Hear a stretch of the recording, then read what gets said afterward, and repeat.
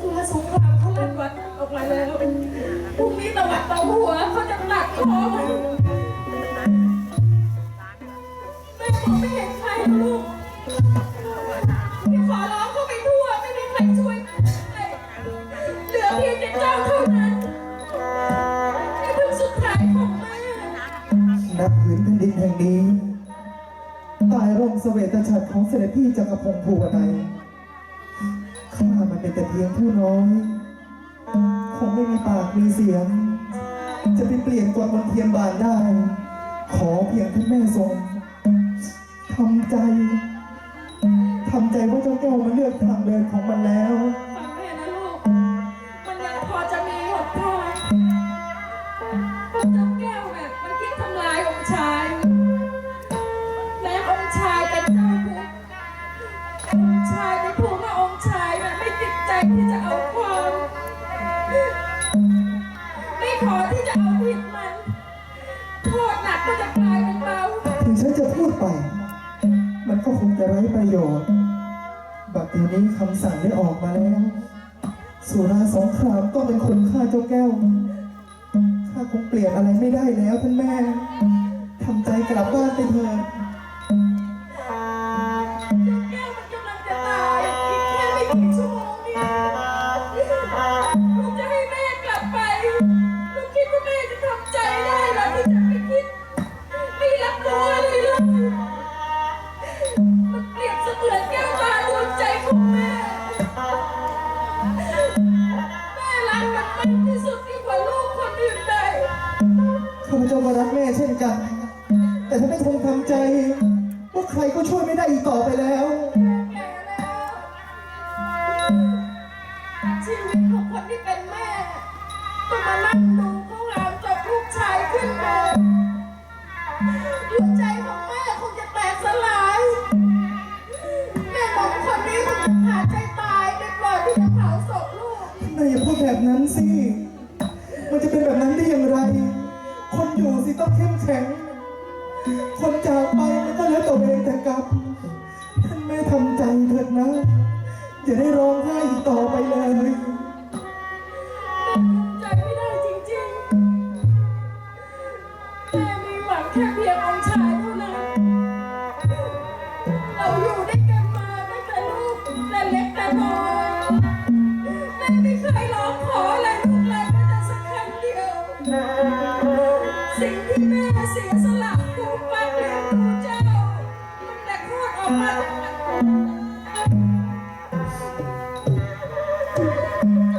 เพียงคู่กับเจ้าแก้วอยากที่ไอ้แก้วมันเจ็บป่วยแต่ลูกต้องการแม่ลูกหลานจากไอ้แก้วมาหาลูกเอานมของแม่ให้ลูกกินแม่หวังว่า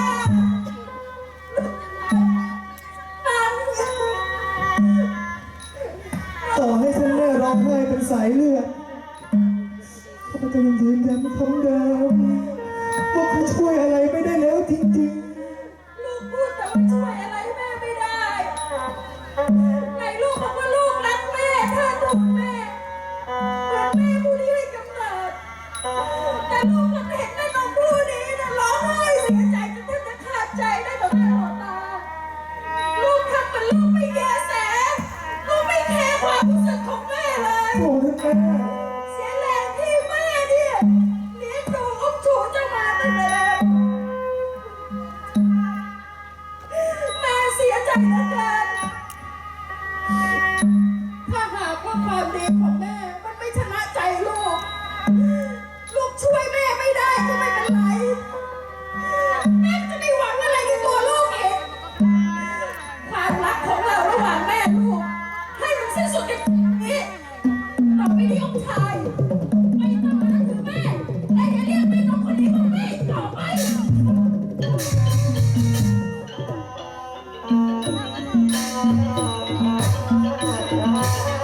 ทำไมความหนักใจต้องตกอยู่ที่ข้าด้วยแม่ลูกไม่เคยเลยสักนิดที่จะไม่รักท่านแม่ฝากเขาก่อนนะ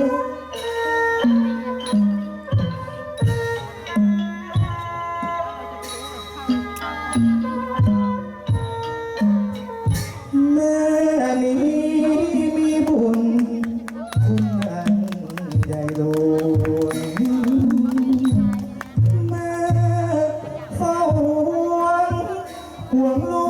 กแต่หลังเมื่อยังนอน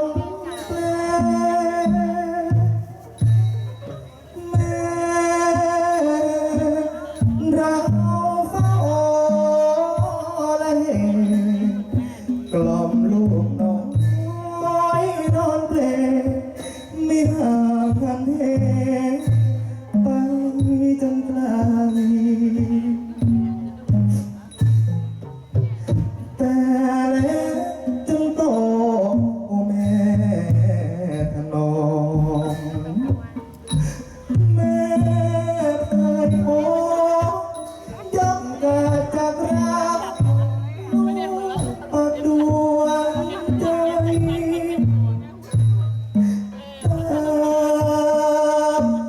โตแล้วจนใหญ่นี่แหละนะอะไรมีใช่ได้นะเพราะข้าน้ำนมควรคิดพินิจให้ดีข้าน้ำนมแม่นี้จะมีอะไรเหมาะสม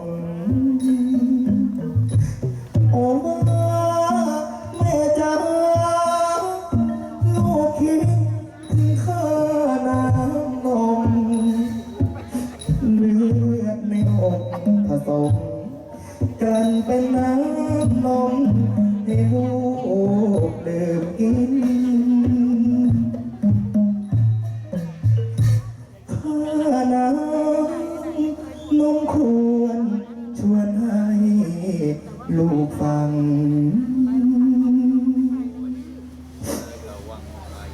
แต่เบื้องหลังเปรียบดังพื้นฟ้าหนักกว่าแผ่นดินบูเรียนเพื่อเพียรจนสิ้นหยดหนึ่งน้ำนมกินทดแทนไม่สิ้นพระคุณแม่เสียงปรบมือเป็นกำลังใจกับพระเอกเสียงเพชรและนางเอกที่ภาพรสักครั้งหนึ่งครับ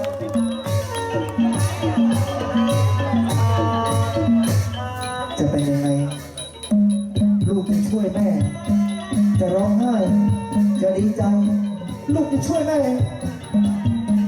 และเมื่อเป็นคำขอร้องครั้งสุดท้ายของแม่นมวรรณา